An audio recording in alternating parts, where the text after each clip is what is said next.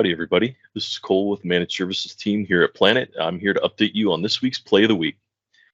User activity reports in the new Insider Risk Management toolset provide privacy-enabled security and compliance user activity reports, which allows admin with the appropriate permissions to examine risky user actions that may lead to potential data security incident, such as an employee downloading confidential files to a personal device, or for specific users across a defined time period without having to assign them to an insider risk management policy.